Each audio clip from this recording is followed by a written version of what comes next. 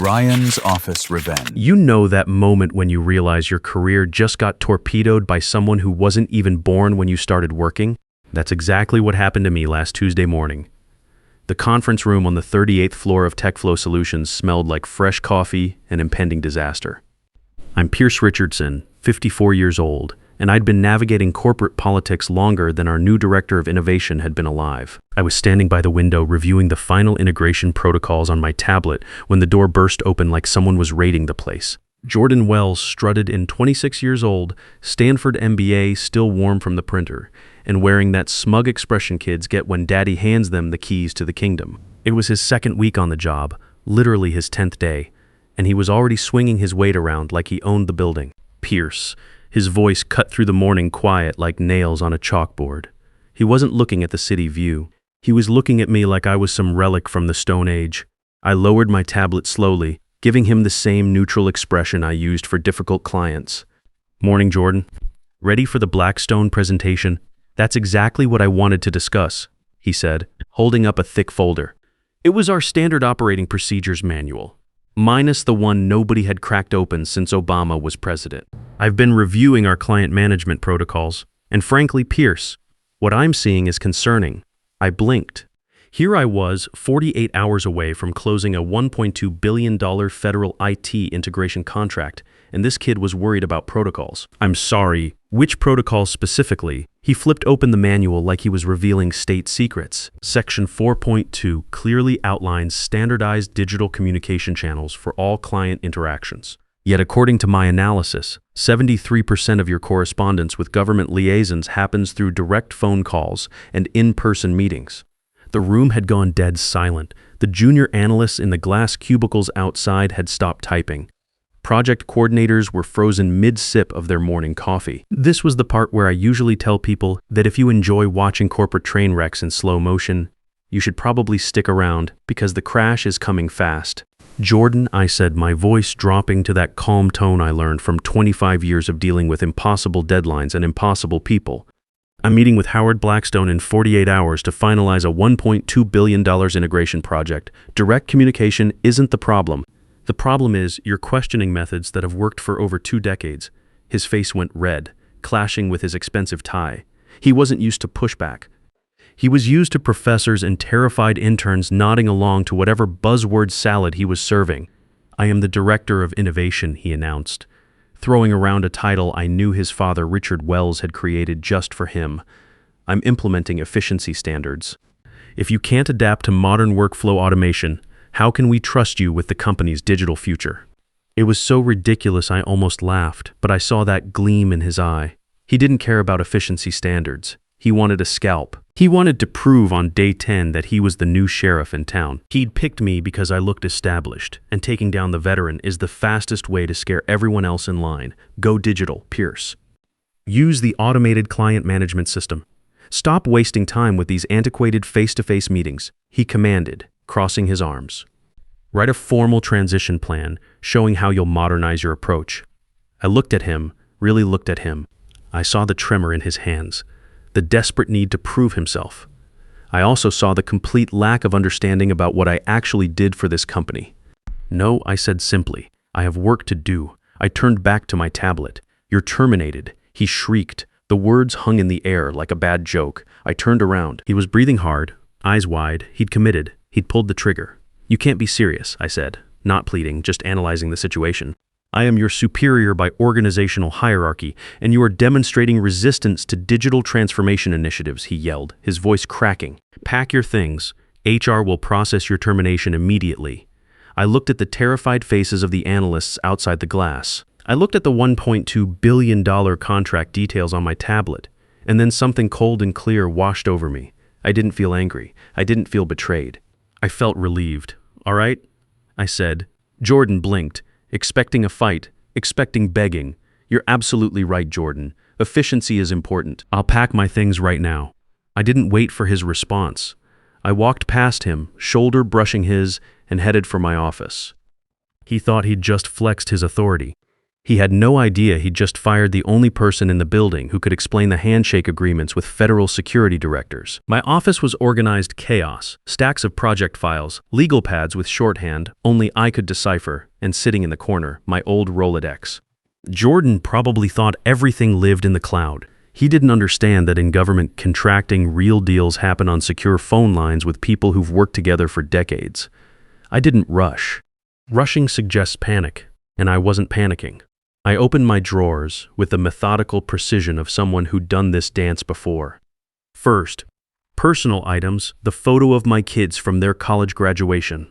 The crystal paperweight Howard Blackstone gave me after we closed the Defense Department modernization project. Then the Rolodex. I picked it up, feeling its weight. 25 years of direct contacts, personal cell numbers, secure communication protocols. I dropped it into my briefcase. It landed with a satisfying thud. My assistant Rachel was hovering in the doorway, looking like she'd seen a ghost. "Pierce," she whispered. "Is it true? Did he actually fire you?" "It's true, Rachel," I said, keeping my voice steady. I picked up the preliminary files for the Blackstone integration. Technically, these belong to the company. I set them back down on my desk, right in the center. But the meeting is Thursday. Nobody else knows the security clearance requirements. Nobody else has the relationship history. "I'm sure Jordan is very capable," I said, and the lie tasted like medicine. "He has that MBA from Stanford. He understands modern efficiency." I cleared my browser history, logged out of the secure government portal, wiped my local cache. I wasn't destroying company property. I was removing my personal access footprints. If they wanted to navigate this deal, they'd have to do it with whatever was in the filing cabinets. When I walked out of my office, the entire floor was pretending to work while watching the drama unfold. It was the kind of silence you get when everyone knows the captain just got thrown overboard by someone who can't read a compass. Jordan was waiting by the elevators with two uncomfortable security guards who'd known me for 15 years.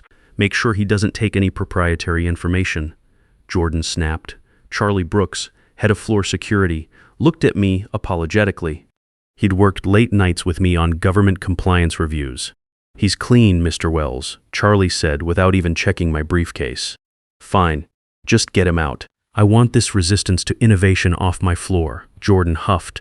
I stopped at the elevator and pressed the button. When the doors opened, I turned to Jordan one last time. He was bracing for a curse out, a threat, a "you'll regret this" speech. Instead, I smiled. It was genuine, the kind of smile you give someone who just handed you a lottery ticket while thinking they're writing you a speeding fine. "Thanks, Jordan," I said. His eyebrows shot up, confusion cracking his mask of authority. "What? For clarifying where this company's priorities lie. It's been educational." I stepped into the elevator. "Good luck with the Blackstone meeting. The security clearance requirements are tricky." "What security requirements?" he demanded, stepping forward as the doors started closing. "Everything's in the digital files. Digital files don't have security clearances," I said softly. The door slid shut, cutting off his face just as the panic started creeping in. As the elevator descended, I checked my watch, 10:30 a.m. By noon, someone would start asking questions about Thursday's meeting.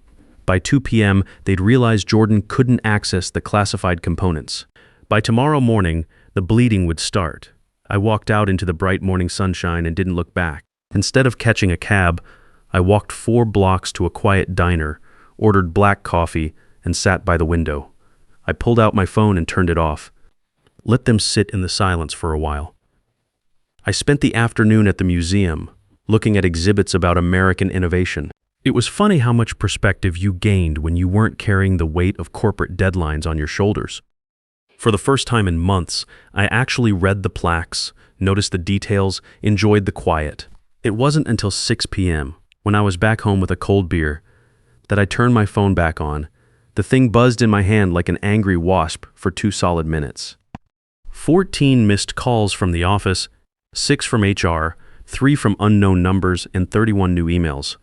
I took a sip of beer and scrolled through the text messages. "Rachel, 11:45 a.m., Pierce, legal is asking who authorized your termination. Jordan is locked in his office. Rachel, 1:30 p.m. Howard Blackstone's office called looking for you. Jordan took the call. It didn't go well.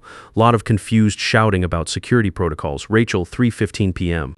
Where are the clearance files? Jordan is freaking out, says they should be on the server. Pierce.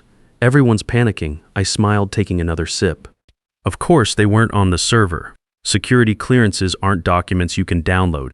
They're relationships, built over years of working with the same people, earning their trust, understanding their requirements. They were in the handshake agreements I'd made with Howard about maintaining operational security. They were in the personal assurances about data handling that I'd given to federal IT directors over the past quarter century. I opened an email from Paul Henderson, our CFO. Subject line: UArgent, employment status, misunderstanding. Pierce, there appears to be a significant communication breakdown regarding procedural compliance. Please call immediately. We need to discuss contract continuation before the Thursday meeting. Jordan may have been overzealous in his efficiency initiatives. Let's resolve this professionally. Overzealous efficiency initiatives. That's corporate speak for the kids screwed up big time. I didn't reply. I could picture the scene perfectly. The sun setting over the office, casting long shadows across the floor. Jordan would be exhausted, his confidence evaporating as he realized that Director of Innovation was a title that commanded fear, but not knowledge. He had the files.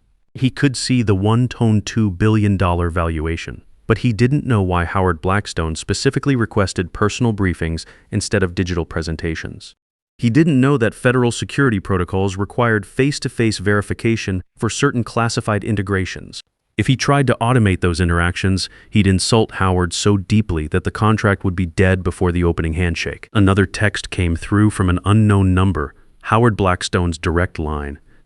Pierce, call me. We need to discuss Thursday's security requirements. Your replacement doesn't have clearance. I looked at that message for a long time. My replacement doesn't have clearance. In government contracting, security clearance isn't something you can fake or delegate. It's earned through years of background checks, relationship building, and demonstrated reliability. Jordan could have all the digital files in the world, but without the personal trust factor, he was just another vendor trying to sell something to the federal government. I set the phone face down on the coffee table. I wasn't going to save them. Not tonight. Tonight, I was going to watch the game and think about what came next. Maybe something about underdogs. Maybe something about experience beating arrogance. The panic was quiet from my living room, but I knew that by morning it would be screaming loud enough to wake the dead. There's a specific file cabinet in my home office that stays locked. It doesn't contain money or jewelry. It contains leverage. I walked over and pulled out a small key from my desk drawer. The lock clicked with mechanical satisfaction. Inside was a leather portfolio containing direct contact information for every federal IT director I'd worked with over the past 25 years. These weren't business cards or LinkedIn connections. These were personal cell numbers, secure communication protocols, the kind of relationships you build over decades of delivering results when everyone else was making excuses. Most people thought TechFlow hired me because of my resume. The truth was, I came with the client relationships. Howard Blackstone and I had worked together since his first promotion to federal IT oversight. He trusted me because I'd never let him down, never oversold a capability, never left him hanging when technical problems arose. I opened the portfolio and found Howard's card, not his office number, his personal line, the one he answered himself. Calling this number would breach every non-disclosure agreement in my old employment contract. It was career suicide at TechFlow. But then I remembered Jordan's face, the way he dismissed 25 years of relationship building as inefficient. I picked up my phone and dialed. It rang twice. This is Howard. Howard, it's Pierce Richardson. There was a pause, a shift in tone. Pierce, I thought we were in quiet period until Thursday's briefing. We were, I said, keeping my voice steady. But the parameters have changed. Changed how? The warmth drained from his voice, replaced by the steel of a man who'd survived 3 different federal administrations. I've been terminated. The silence stretched so long I thought the call had dropped. Terminated, he repeated, like the word was foreign. By whom? The new director of innovation, Jordan Wells. Failure to embrace digital transformation initiatives. Digital transformation, Howard said flatly. And who's handling the security clearance transitions? Nobody, I said. Jordan believes the automated systems can handle federal compliance. I heard what might have been a laugh or a growl. The automated systems don't have security clearances, Pierce. Without personal verification protocols, this entire integration violates federal IT security standards. That appears to be the situation. So they fired the only person with active clearance 48 hours before our biggest integration briefing. That's bold. Efficient, according to the director of innovation. Howard was quiet for a moment. Pierce, are you free for breakfast tomorrow? Unemployed. Howard, I'm free all week. Good, meet me at the Capitol Grill, 8 a.m. And Pierce, don't sign anything with TechFlow. Not a severance package, not a consulting agreement. Nothing. Wouldn't dream of it. I hung up and sat back in my chair.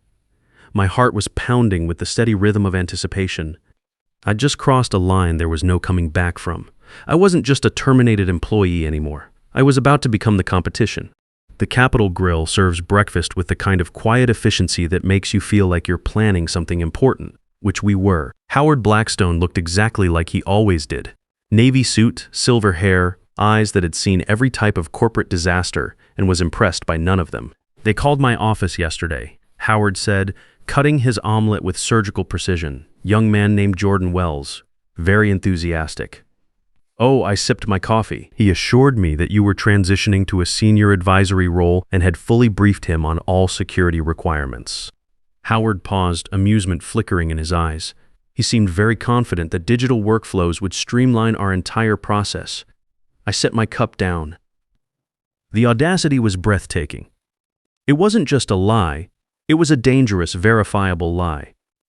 If I was transitioning roles, federal protocols required notification.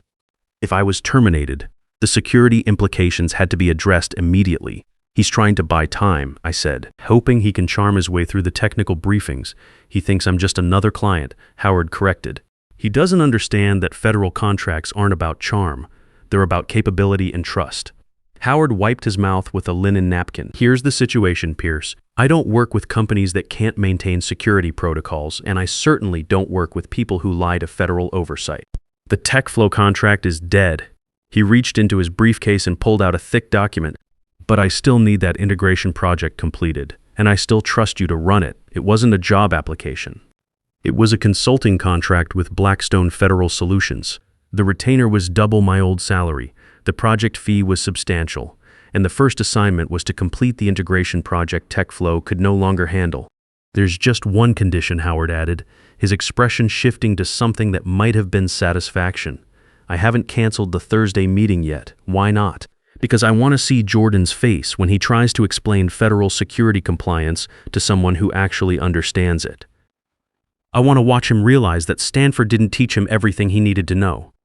Want me to attend the meeting? God, no. Howard shook his head. I want you in the lobby coffee shop across the street. I want you to be the last thing he sees before his career implodes. My phone buzzed with an automated alert. My TechFlow system access had been officially revoked, but then a second alert, this one from the Wall Street Journal. TechFlow shares tumble on federal contract concerns as key executive exits. The leak had started. The sharks were circling. I accept, I said, picking up the pen. Good, Howard said. Now finish your eggs. Watching corporate meltdowns is exhausting work. Thursday morning arrived gray and threatening rain. Matching what I imagined was the mood on TechFlow's 38th floor. I sat in the corner booth of the coffee shop directly across from their building. Dennis Cooper, Howard's chief of staff, sat across from me with a stack of onboarding documents for my new consulting role. Mr. Blackstone is en route, Dennis said, checking his watch. He asked me to ensure you were visible. Visible? Dennis gestured toward the glass tower across the street. To the building, I looked up. Through the floor-to-ceiling windows of TechFlow's lobby, I could see a figure in a dark suit pacing near the security desk. Jordan Wells, trying to ensure everything was perfect for Howard's arrival. He wanted to look like the competent professional, the guy in control. Then he stopped. He looked out the window, scanning the street. His gaze locked onto the coffee shop. The distance was maybe 50 yards, but I saw him freeze. He saw me. More importantly, he saw Dennis Cooper. Everyone in federal contracting knew Dennis. He was Howard Blackstone's right hand. Jordan pressed his face against the glass. His mouth opened. He grabbed his phone and started dialing frantically. My phone stayed silent. I'd blocked his number Tuesday night. He sees us, I said, taking a sip of coffee. Excellent. Dennis said without turning around. Panic makes people sloppy, and Mr. Blackstone hates sloppy. I watched Jordan's meltdown in real time. He spun around, pointing at us through the window, likely screaming at the receptionist about corporate espionage. The poor woman just shook her head, looking terrified. Jordan ran toward the elevators, probably racing back upstairs to warn. Well? Warn whom? Richard Wells? The board? What could he say? The guy I fired is having coffee with our client's chief of staff. It was an admission of catastrophic failure. There's our cue, Dennis said as a black sedan pulled up to TechFlow's entrance. Howard Blackstone stepped out, buttoned his jacket, and looked up at the building like a demolition expert examining a condemned structure. He walked straight into the lobby without looking our way. I waited exactly 10 minutes, then paid for the coffee. It was time to go say hello. The lobby of TechFlow was designed to intimidate marble floors, a waterfall feature, and acoustics that amplified every footstep. I pushed through the revolving doors and the sound washed over me. Howard Blackstone stood in the center of the atrium, not moving toward the elevators, just standing like a statue. Jordan was there, slightly disheveled, his expensive suit looking less power player and more desperate intern. He was flanked by Paul Henderson and the general counsel, both looking like they wanted to disappear into the marble floor. I walked quietly across the marble, my footsteps echoing. I stopped about 20 feet away, close enough to hear, far enough to watch the show unfold. Unforeseen complications. Jordan was saying, his voice shrill and bouncing off the hard surfaces. But as I mentioned, Pierce is transitioning to an advisory role. He's temporarily unavailable, but I'm fully briefed on all requirements. Howard stared at him without blinking. Transitioning, he repeated, his voice carrying across the marble. To what role exactly? Senior advisory consultant. Jordan nodded vigorously. Very sudden promotion, but he briefed me comprehensively on all security protocols. Howard reached into his pocket and pulled out his phone. He tapped the screen once. That's interesting, he said, because I just received a text from him. He says the coffee across the street was excellent. Jordan froze. The color drained from his face so fast he looked like he'd seen a ghost. Henderson's head snapped up. What? Howard turned slightly, his eyes finding me across the lobby. He didn't smile, just gave a slight nod. Jordan spun around and saw me standing there, healthy, calm, holding my briefcase. The transitioning advisor who was supposed to be in high-level meetings. The silence that followed could have crushed steel. Jordan stammered, pointing a shaking finger at me. He's supposed to be. I terminated him. The truth exploded out of him before he could stop it. Henderson turned on Jordan, his eyes bulging. You did what? Howard looked back at Jordan with pure disgust. You told my staff he was promoted. You lied to federal oversight about security personnel, and you terminated the project lead 48 hours before our briefing 4. He looked me up and down for what, exactly? Digital transformation resistance? Jordan shrieked, desperate and cornered. He refused to modernize his client management approach. It's all documented in our efficiency protocols. Howard laughed, a dry, harsh sound that echoed off the marble. You fired the architect of a $1.2 billion integration project for preferring phone calls to chatbots. He turned to Henderson. Is this the competency I'm contracting with? Is this the judgment my tax dollars are buying? Mr. Blackstone, please. Henderson stepped forward, hands raised like he was approaching a wild animal. This is a misunderstanding. Jordan he's new. We can bring Pierce back immediately. Full reinstatement, bonus promotion. Howard raised his hand. No, he turned to me. Pierce, are you currently employed by TechFlow Solutions? I stepped forward, feeling the weight of 25 years of professional relationships behind me. No, Mr. Blackstone. My employment was terminated for cause Tuesday morning. Then there's no one here with authority to manage this project. Howard signaled to Dennis, who was standing by the door. The briefing is canceled. Find me a contractor who understands federal security requirements. You can't. Jordan screamed, his voice cracking. My father will sue. We have a signed preliminary agreement. Preliminary agreements require good faith compliance. Howard said, ice cold, you've demonstrated neither good faith nor compliance. He turned and walked toward the exit. Good day, gentlemen. The moment those revolving doors stopped spinning, the lobby exploded. Henderson, who'd survived 3 hostile takeovers and a federal audit, turned on Jordan with a face like a ripe tomato. You fired him, Henderson roared, his voice bouncing off the marble like thunder. You fired our federal liaison without consulting legal. without consulting the board, without understanding what the hell he actually did. He was resistant to innovation. Jordan cried, backing against the security desk. He was inefficient. He was blocking digital transformation. He was our security clearance, Henderson shouted, spittle flying. He was our relationship with every federal IT director on the East Coast. He was $1.2 billion walking out that door. I stood there, an observer to the carnage. Jordan looked around desperately for support, his eyes landing on me. The hate was still there, but mixed with the terrifying realization that he'd blown up his own career in 10 days flat. "This is your fault," he screamed at me. "You planned this. You sabotaged us. I planned to wear khakis and a button down," I said calmly. "You planned everything else, Jordan." Henderson spun toward me, desperation replacing anger. "Pierce, please, ignore him. He's suspended, effective immediately. Come back.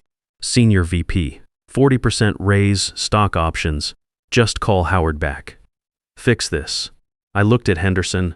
I'd worked with him for 15 years. He'd never once asked about my family, never said thank you when I saved a quarterly report with smart negotiating. He only cared now because the ship was sinking, and he needed someone who knew how to swim. "Can't do that, Paul," I said. I reached into my briefcase and pulled out a cream-colored folder. "What's that?" Henderson asked, his voice barely a whisper. "My new consulting contract," I said. "Signed this morning, with whom?" Henderson's voice cracked like a teenager's. "The client," I said. "Blackstone Federal Solutions. I'm the lead consultant for federal IT integration projects." The realization hit Henderson like a physical blow. He staggered backward, grabbing the security desk for support. You're working for Howard. As of 8 a.m. this morning, I'm managing the integration project TechFlow can no longer handle. I checked my watch, but not today. Today I'm going home to read the project specifications. This briefcase has new possibilities. I turned and walked toward the exit. Behind me, I heard Henderson shouting into his phone, calling lawyers, calling board members, calling anyone who might fix the unfixable, but the damage was done. The relationship was dead. 3 days later, TechFlow's stock had dropped 19%. The business press was running stories about management chaos and failed federal contracts. In a desperate attempt to stop the bleeding, the board begged Howard Blackstone for one final meeting. They promised that obstacles had been removed, that new leadership was in place. Howard agreed on one condition. The entire executive team, including Jordan and his father, Richard Wells, had to attend a formal review meeting. The boardroom was packed, and the air conditioning was running full blast, but everyone was sweating. Jordan sat at the far end of the table in a different suit, looking smaller somehow. His father, Richard, wouldn't make eye contact with him. The doors opened. Howard walked in, followed by Dennis, then me. I entered last, wearing a new Navy suit with a Blackstone Federal Solutions consultant badge. The collective gasp was audible. Jordan's head snapped up, his eyes going wide with something between recognition and terror. We understood. The CEO began, his voice shaking, that this meeting was to discuss contract reinstatement. Howard sat down at the head of the table without opening his briefcase. "I'm not here to discuss reinstatement. I'm here to offer you a subcontractor role at 25 cents on the dollar." 25 cents? Henderson shouted. "That's highway robbery. The contract was worth $1. That was when you had qualified personnel," Howard said calmly. "That was when you had Pierce. Now you have," he gestured toward Jordan, digital transformation initiatives. The room turned to look at me. The betrayal in their eyes was palpable. They'd expected loyalty from someone they discarded like outdated equipment. "Pierce," Jordan whispered, his voice breaking. "How could you do this? You worked here for 25 years. I looked at him without anger, without hate. Just with the calm assessment of someone who'd learned an expensive lesson about respect and competence. "I did work here for 25 years, I said. And for 25 years, I built relationships, earned trust, delivered results. You decided that wasn't efficient enough." Richard Wells spoke up, his voice heavy with defeat. "We can fix this. Come back, Pierce. We'll terminate Jordan, give you his position. Just tell Howard to honor the original contract." The room held its breath. This was it, the offer of complete vindication, the crown handed to the rightful king. I looked at Howard, who raised an eyebrow, waiting. "Ready to resume the contract?" he asked, playing along perfectly. I looked at the CEO, at Henderson, at Richard Wells, and finally at Jordan. I smiled, not with malice, but with the satisfaction of someone who knows exactly how the game ends. "Sorry," I said softly, my voice echoing in the silent room. He fired me for being inefficient. No deal. Howard stood up. "You heard the man. The offer is 25 cents on the dollar. You have until 5 p.m. to accept, or we'll wait for the bankruptcy proceedings and buy your assets for pennies." He turned and walked out. I followed, not looking back. As the elevator doors closed, Howard handed me a project folder. "Welcome to federal contracting, Pierce. Try not to let success go to your head." I took the folder and smiled. "Thanks, Howard. I'll do my best to stay efficient." For the first time in 25 years, I didn't check my reflection to see if my tie was straight. I knew it was perfect. Sometimes the most dangerous person in the room is the one who's been quietly building relationships while everyone else was building their resume. In business, firing someone isn't just about losing an employee. It's about losing everything they know, everyone they know, and every bridge they've built.